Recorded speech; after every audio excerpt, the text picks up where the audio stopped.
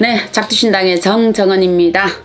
세상을 살아가다 보면 주술처럼 지니고 싶은 하나의 글자가 있고 또 부적처럼 정말 내가 이렇게 심장에 달고 싶은 말이 있을 겁니다. 넘어진 자리에서 일어서고 싶을 때, 또 때로는 비참하지만 그것을 치명적으로 좋은 것일처럼 남고 싶은 글귀들이 정말 많을 겁니다. 근데 어느 땐가 우리 신도님 이 영어 강사분이 계시는데 그분한테 들었던 지문 가운데 이런 글이 있었습니다. 고등학생들에게 가르치는 지문에 그분 말씀 중에 이 내용이었거든요. 어떤 사업가가 사업을 하여서 너무나 이제 모든 것이 다 망가진 거예요. 이제는 부도가 나고 부도 일보 직전으로 와 있고 금전적으로 부부간에도 지금 혼란이 되고 가정으로 위태위태가 되어 있어 이 사업가가 바닷가에서 늑을 놓고 이렇게 가만히 앉아 있는데 웬 할아버지가 이렇게 오셔서 자네 왜 그렇게 계시는가 이렇게 물어보니까 그 사업가도 그냥 이미 지쳤으니까 누군가 말을 거니까 얘기를 하셨겠죠. 그래서 그 양반이 하시는 얘기가 사업도 힘이 들고 금전으로도 고초를 받고 사람에게도 신뢰를 잃고 정말 모든 것이 이제는 지쳤습니다. 제가 어떻게 해야 될지를 모르겠습니다 라고 얘기를 했을 때 그 할아버지가 하시는 얘기가 그럼 자네는 얼마가 있으면 해결이 되는가 라고 물었어요. 제가 지금 해결이 돼야 될 돈은 큽니다.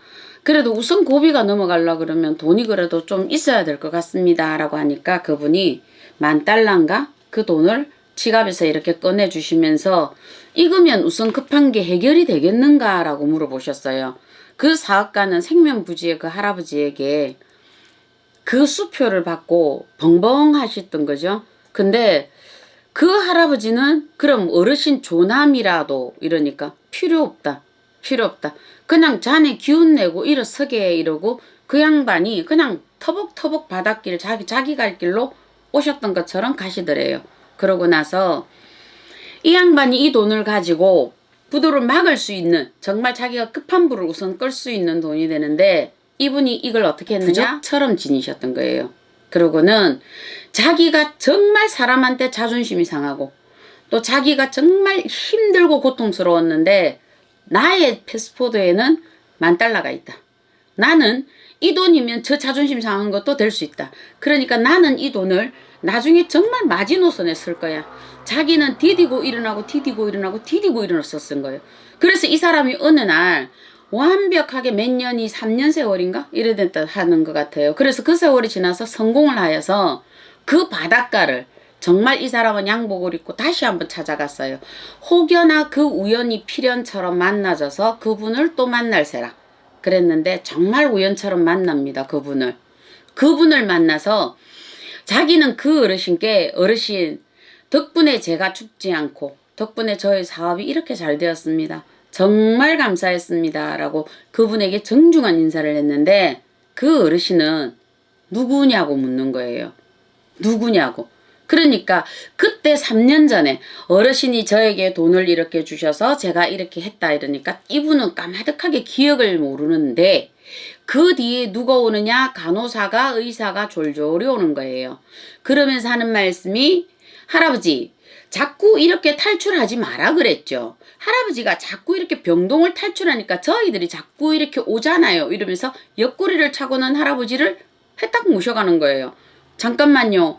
왜 이분을 왜 이렇게 하시느냐니까 아 이분이요 우리가 저기 있는 정신과 병동에 계시는 분이신데 이분이 자꾸 이렇게 한 번씩 탈출을 하세요. 혹시 선생님도 이분한테 달러 수표를 받은 적이 있습니까? 라고 물어요. 예. 그리고 그 수표를 보여주니까 그 수표 못 써요. 쓰시면 안 돼요. 그분은 돌아서 갔습니다. 근데 그 사업가는 그 수표를 지금도 들고 있었다. 왜? 그게 가짜였다라고 그분이 알았다라면 그분에게는 아마 절망이 오지 않았을까. 그런데 그분에게는 그때 $10,000는 본인의 정말 목숨줄이었고 귀인이었다라는 거거든요. 어쩌면 그때 그 순간에 의사와 간호사가 만나지 않았고 그죠? 귀인처럼 헤어져서 이분은 3년에 성공했어요. 우리가 보면 때로는 그 사람처럼 이것이 부적이 되고 이것이 주술이 될 수 있습니다. 우리가 살아가면서 나는 그런 귀인이 절대절명이 없었다라고 생각하지 말고 피해갔다 생각하지 말으시고요. 너도 나도 다 힘든 이 시기에 요런 인연과 요런 필연은 지금 내가 어떤 준비 자세로 가느냐에 따라서 만나질 수 있다 이러보는 거거든요. 우리가 지금 보면 솔로몬의 반지에 적혀 있는 글에 그런 글이 적혀 있다잖아요. 즐거운 것도 괴로운 것도 이 모든 것 역시 지나가리라. 그런데 또 제가 잘 쓰는 한글 중에 한문 중에 그런 말이 있어요. 일일신 우일신. 오늘 또 새롭고 내일 또 새롭다. 그렇기 때문에 우리에게 주어진 모든 것은 이렇게 늘 새로워오는 것이 아닐까 이러보는 거거든요.